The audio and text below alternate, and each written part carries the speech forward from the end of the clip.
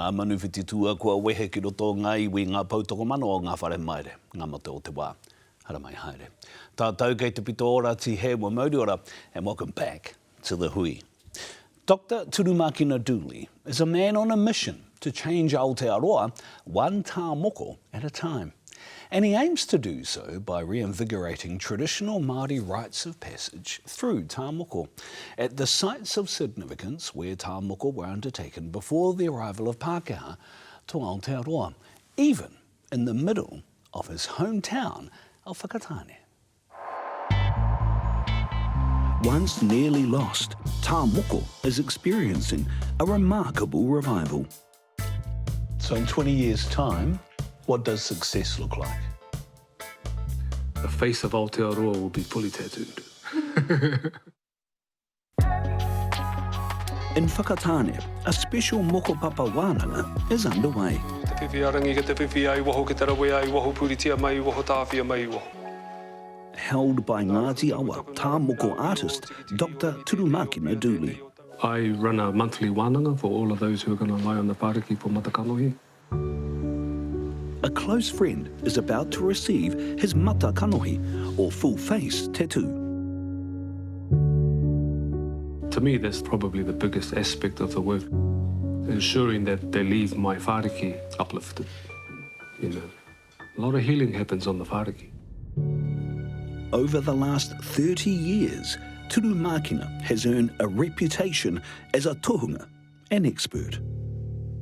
What is it like to hear people describe you now as a tohunga Ta Moko? When I think of the word tohunga in terms of what our tupuna were, then I think I've got a long way to go. Long, long way to go. I had aspirations of being an astronaut. First movie I ever went to watch at the movies was Star Wars. Yeah. So I had aspirations of adventuring off into the universe. Yeah. Growing up on the Gold Coast, Turumakina Duley always had a vivid imagination, expressing it through art. I just loved drawing all the time, and I found myself doing it because I enjoyed it. Yeah. And I'd be up, late at nights into the early hours of the morning drawing. His parents picked up on his talent. He was, 4 years old, and he drew Mickey Mouse and Tweety Bird was my favourite one, but I said to him, you trace that. So I said, do it again then, in front of me, so I know. And he did. I don't remember that, but I do remember drawing things like Pegasus or, minotaurs or mythological creatures. The detail in his drawings is, oh my gosh, he's got something here. Where does that come from? Not me. I don't know. It could be from my side in some ways because I mean, way back in the day, I used to be quite arty as well. Dad was a custom airbrush artist, so he would paint things like Frank Frazetta images onto hot rods and stuff like that. So that was a big early inspiration for me as well. And he helped me a couple of times when I wasn't looking. Come out and find the little brush marks that he tried to make it enhance what I was doing. So yeah. So we kind of knew then that his path was set. His path led back to his hometown of Whakatāne. I came back from my high school years. I left my parents in Australia and went to Whakatāne High. That's where I met Ching. Ching Tutu was one of the teachers there. Carver. Yeah, Carver. And he introduced me to Māori art.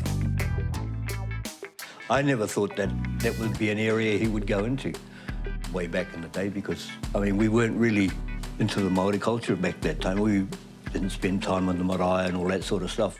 It was different for me because although my mum was Māori, she never brought me up to be Māori. But Turumakina became fully immersed, being drawn to Ta Moko. I just loved the images that I was seeing through the Goldie paintings and the Lindauer paintings. Getting drawn into these images of our tipuna.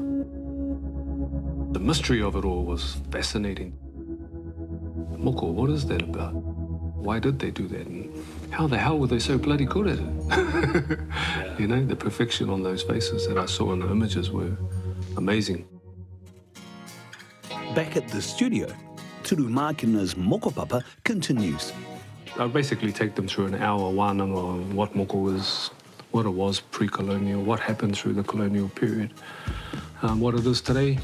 You know, the revival has been amongst us now for a good 40 years, and we're still just getting back to that part of the practice.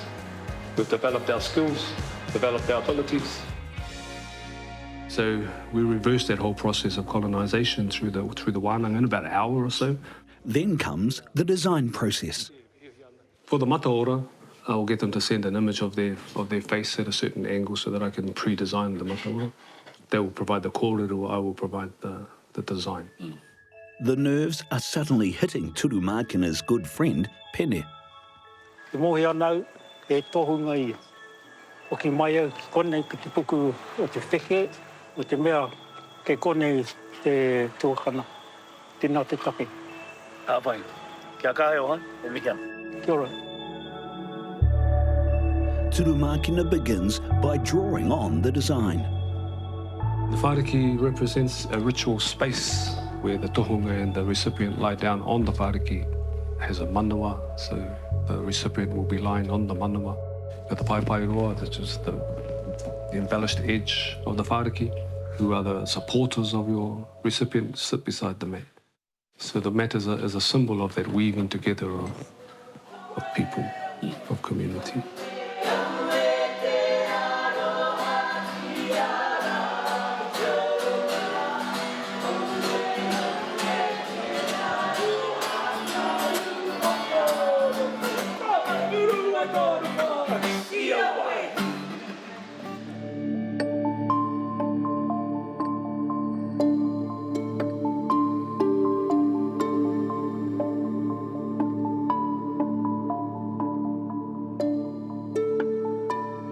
Tūhoe activist and artist Tama Iti is a mentor for Turumakina.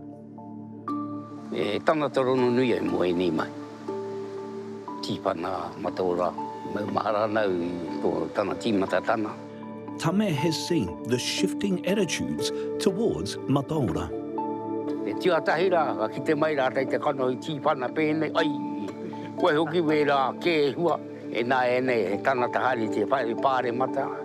E mau a mataora, e mea nui tērā. Coming up, traditional rituals brought back to life. There's something about having to endure pain, especially at the age of around puberty.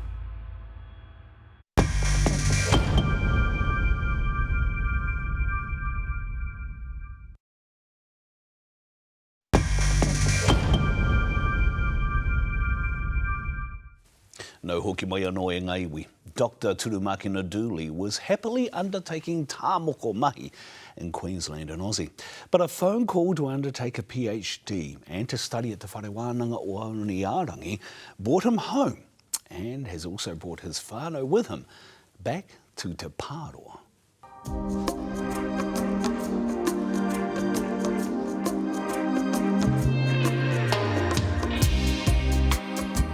Dr Turumakina Duley left Whakatāne almost 30 years ago. Would have been hard to leave. Oh, not as a young person. You know, you wanted to get out and see the world and experience the big city lights. And then got involved with the cultural groups and that took us all over the world. I went everywhere, hooked up with Island Breeze and that took us all over the place. And when I started doing moko, well, the world became an oyster. Then I just was able to travel wherever I wanted. But last year, he moved home full-time with his whānau from Australia. It took me 5 years to convince my wife to consider moving back to Whakatāne. And a lot of pati to all the whānau to make sure that she was absolutely comfortable here. They're living on their papakainga at Te Pāroa. Have a good day. Yeah. With Nan and Koro. They prefer here than Australia, so that was awesome. It's cool, eh? Oh, yeah, it's a relief. Big relief. It definitely tugs at the heartstrings when the kids are smiling and happy and coming home with smiles on their faces. The move home was driven by his PhD research at Te Whare Wānanga o Awanuiārangi. At the end of the day, the thesis came to completion, and in order to make that thesis become a reality, I have to come home, put it into practice. His thesis focused on how moko traditionally marked different milestones in life. Moko was traditionally and rites of passage. Females get initiated through life, giving birth, menstruation. Life initiates them. Whereas males have to go through these feats of endeavour and epic pain and all this kind of stuff to match what they go through and giving birth, really. So when should young Māori men get their mataora?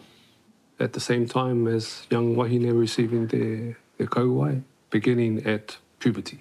Wow. Coming of age. And it'll be something small, even just the pawni and the open circles on the nose, perhaps, at puberty. There's something about having to endure pain, especially at the age of around puberty, where you have to leave your childish thinking behind and step up into the responsibility of meeting life head on. Life's not easy. It's not supposed to be easy either. Do you think that's a crucial element that's missing with a lot of young Māori men today? Totally. And it's an element that I think the gangs provide in a much more chaotic way. And then at 21, what should happen with young Māori men? What happens then? Because, you know, the contemporary thing is 21, have a 21st, massive 21st, drink hiari. Yeah. And that's almost seen as a rite of passage. It is a kind of a real dumb rite of passage. But I think 21, you know, traditionally the mataora would have been well and truly established and started by then, so higher learning, university, Whare Wānanga, those things can be marked as milestones in the achievement of mātauranga. So in 20 years' time, what does success look like? The face of Aotearoa will be fully tattooed. I know our tūpuna even put moko kanohi on our Pākehā, and I know that at this stage in the revival of moko, a lot of our people are saying, "No, this is just for us." Pai tēnā. And I think if there's people within the community that have really served the Māori community but have Pākehā, and the community and the elders will say, look, they deserve it. It makes them one of us. It adds toa to the ranks. I'm down with that. Yeah. The ceremonial sites, for want of a better way of putting it, traditional sites where those things occurred. That's also a big part of your mahi today. Why? Oh, just to really reconnect with those waihi tapu that we use for that mahi in traditional times. This includes here at Pōhaturoa in Whakatāne, a place of historical importance for Ngāti Awa. The rock is also a dedicated memorial for soldiers killed in World War I. Pōhaturoa, eh? Pōhaturoa tēnei. The long stone. The long stone. What happened here at Pōhaturoa? So the actual cave was called Te Arikira. Pōhaturoa is the whole rock. This is where they used to perform moko, where they used to perform tohi, rites of passage. The details of those rites of passage are long gone. You know, I can't find any information on them, but this is where it was done. What would you like to see happen here at Pōhaturoa? I was talking to Joe Harawira about building a tuahu here to restore the rituals of rites of passage. That just flowed out of my thesis. And so he was pretty keen on that as well. So hopefully in the future I'd like to set up some kind of ahi, or even if it's a light or something like a beacon, to make a statement to the community that the rites of passage has returned to Ngāti Awa. Last year, Turumakina graduated with his doctorate. It's fantastic that my kids have this word in their vocabulary now, doctoral thesis.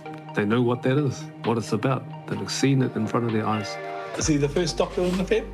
Yes, he is. In my whānau, he is. Yeah. It's cool, eh? Yeah, it's cool.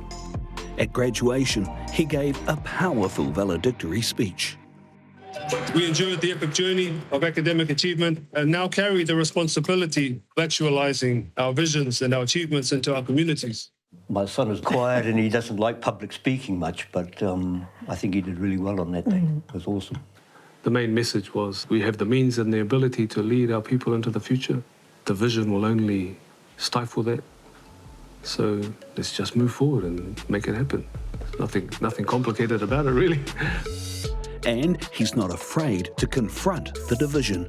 The political stage at the moment is highly volatile, and I think it needs to come to a place where we get to that precipice of destruction before humanity. But I think, oh, gee, we better do something about this before it's too late.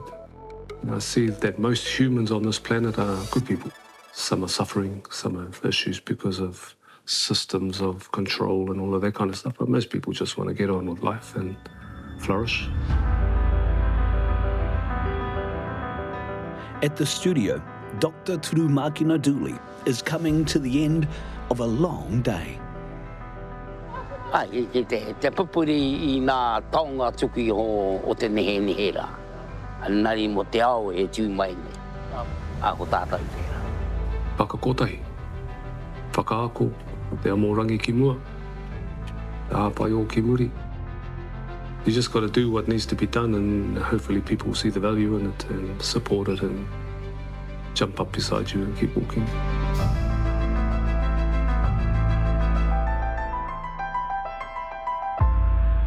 Ta Moko I hoana e te iwi. Okay, you're already talking. I haven't even got to you. Kōrero hutu whāora te kōrero haere ake ana. E aki te whakatau ki o te wā. Up the wā as well.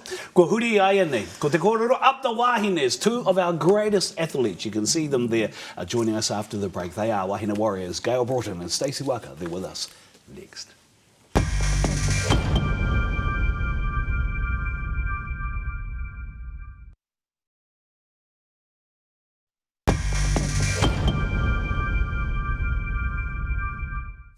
No hoki mai anō. E kore kāhore, mohi ana koutou ke nei toa nei. They are two absolute powerhouses of New Zealand sport history, of rugby and league, Olympic gold medalists, world champions, NRLW champions. Well, Gayle was, and then Stacey broke her leg, but the Broncos still won.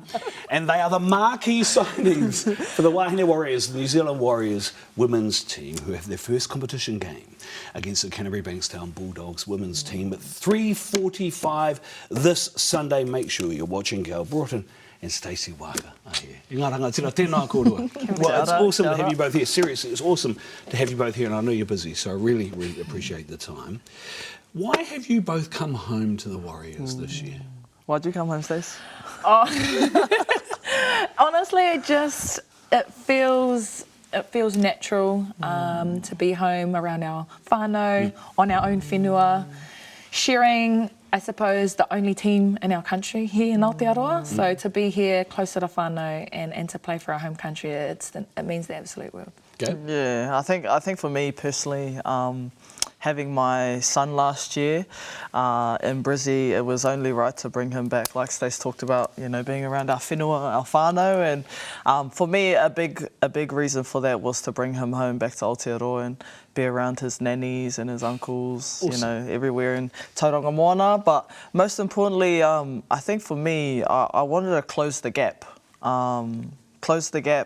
around the legacy and the pathways to NRLW. I really wanted to bring that experience and everything I learned in Australia, bring it home, bring it, you know, to our young girls here, and just show them that. Are you meaning trying to curb the kind of flow of lots of our Māori athletes going to Aussie if they want to cricket in the NRL? Yeah, well, me and Stacey both know, you know, we've even got personal whānau that have had to, you know, move over to Australia to pursue the dream of NRLW. So to hopefully show them that they can come home, work through the pathways here and really build to become a Warriors. Yeah.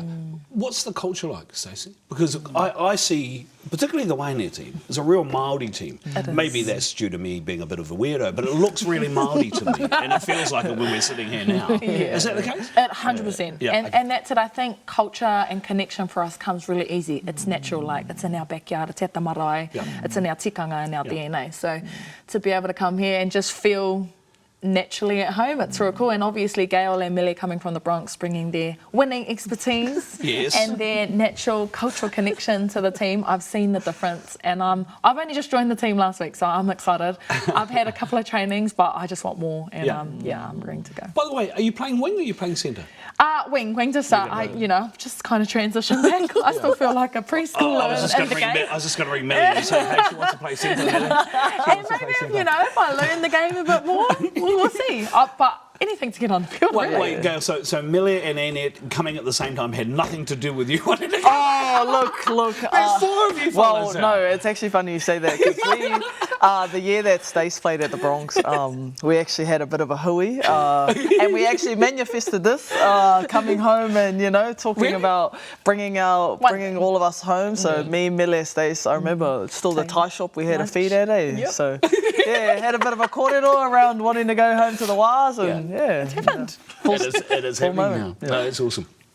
You have both, and I've elucidated some of them already, but you are both supreme athletes. You have both already attained tremendous success, whether it be in rugby or in league, sevens, that kind of thing. What's the continued motivation here? Is the motivation really to win? You want to win? 100%. Yeah. We're here to win. I suck at losing. You I suck at losing. You're not here to muck around. No, you're here to win. Okay, so then answer me this question. How? How are you going to win, Gayle? Jesus, actually, that's a really good question. How? Well, let me point out the spine. Okay, so in your spine, you've got, Uppy Nichols, fullback. Yep. Patricia Maliapo. You've got Capri Paiko, hooker as well. You've got some up-and-coming players as well, you know, Natalia and Jay as well. So it's a pretty good spine. I forgot who the standoff is. Oh, shit. Not bad yourself. Yeah. But, you know, that's a pretty good spine. Yeah, Teams yeah. win off the spine. Yeah, Right? I think as a collective, you know, we all bring a different flow of game and experience to the table. So I think how we're going to do that is really just diving into our strengths. Yeah. Not only as a spine, we have amazing middles. You know, you speak about Netta, but you know, we've got, Jesus, I could name off our whole forward pack, and I'm telling you now, I don't like running at any of them. You know, so, and then obviously we got Stace, Mille, you know, the outside backs. The list goes on. So I think our biggest probably factor if we weren't to win would be ourselves. Like we have all the strengths across the board. It's how we can flow and get that connection together every single game consistently. Back it up, you know. We don't want to just have one good game. We've got to keep going until we get to the final stage. I just want to ask you a question, Stace. There's a kaumātua I know. He's the godfather of Māori sports commentary. You may know him. His name's Hemana Waaka. Maybe. No, what he told me was, I said she had to come home, and that's why she's come home. they're good old uncle That's all ones. my hundreds of uncles saying, get your bum home. Nothing to do with it? Well, kind of heavily influenced on all the whānau. Had no But choice. It was in the back of my head, so yeah, probably. How would you describe the team? What is the main difference between this team and a champion team that you both have had experience with in terms of the Broncos? What is the subtle or even the most visible or the feeling, the big difference that you've seen already, Gayle? I think we've already spoken a little bit about it, but yeah, it comes down to that camaraderie, you know. I've played in teams that have had zero experience but have somehow pulled something, you know, out of their backside to really connect and play well together, and vice versa. I've played in some of the most experienced teams that haven't been able to turn up on the day. So I think, yeah, just that camaraderie between each other, but also, we all have different strengths. I've got strengths, I've also got weaknesses. Same with Stace, she's got strengths and things she likes to work on, so it's about just working together and really balancing it out really well. Do you think, Stace, that when the going gets tough, because you know her so well, that there is already a connection there that will enable you, when the pressure's on, to be able to do some things that other teams won't be able to do because they don't have the experience that you two have of playing together in many different forums? Yeah, 100%. And I feel we actually talked about it in our team the other day, noticing when each other's in the green or in the red and what do you actually need from each other to get out of it.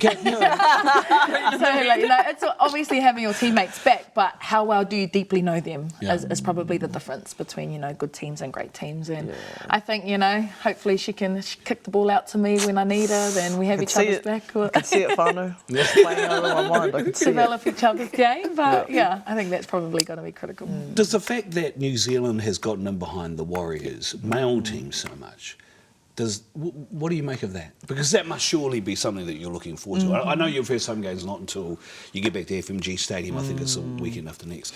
But man, that's going to be awesome. Eh? Yeah. It's been awesome to watch the momentum that the boys have received of the fan backing and stuff, and it really takes me back to like the old WAS fan stage, you know. So it's great to see, and I only hope that a lot of those fans jump on our wagon too, and really get behind us as well. Yeah. Heaps of energy, heaps of excitement. I went to some of the games last year, with the girls and the boys, and I was like, man, I want to be a part of that. Yeah. Hopefully one day I am. And here we go. So, looking forward to just being amongst the whole atmosphere.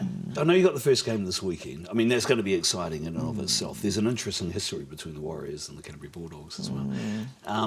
What are you expecting? Yeah, I think they are also a team trying to figure out their balance and where they fit. I think they have a huge backing of experience, obviously in the halves as well. Taylor Preston, my good old mate Tika in there in the middles as well. So she adds lots of value. But yeah, they've got a lot of strike power over the field. So it's really it's going to come down to attitude and who wants it more, I guess. Yeah. You're both going to be playing, eh? Yeah. Well, hopefully. Hopefully. We don't find out till Tuesday, so... Yeah. Who knows? Might not be there. Might not be named. After all this, just playing on this day. Yeah. No, you'll be there. I mean, I think the other thing, and I think it's really important for you both to remember, I'm not used to sitting with people who have athletic ability. So... So to have you both here is awesome, but also to know that there are so many of us in our team, and I think that's awesome. But are whānau going to go to FMG Stadium next week? Well, they're not far from you. Nah, everyone, Tauranga, Taranaki, Auckland, everyone's coming. Me? Yeah, so it's going to be a good time. You don't want to miss out, that's what I'm saying. You don't want to miss out. Look, I asked you both to get a song ready, but you didn't want to do it. We have our shrinks, remember? We have our shrinks, so we'll stick to the And field. I was going to start it, and then the producer said, don't you dare, so we're not going to do that. Gayle, Stacey, thank you both very much for giving up time and for coming on the program. Really, all the best for the season, eh? All the best for the season. Up the wāhines, that's the kōrero, up the wāhine. That is us for this week. Our thanks, of course, to Gayle, Broughton and Stacey Waaka, and to Turumakina Duley, Dr Turumakina Duley, our guest this week. E kia ana te kōrero e tiwi, kia mau, ki te tūranga, o tapu te pātea, and up the wāhines, haumi e, hui e, tāiki e.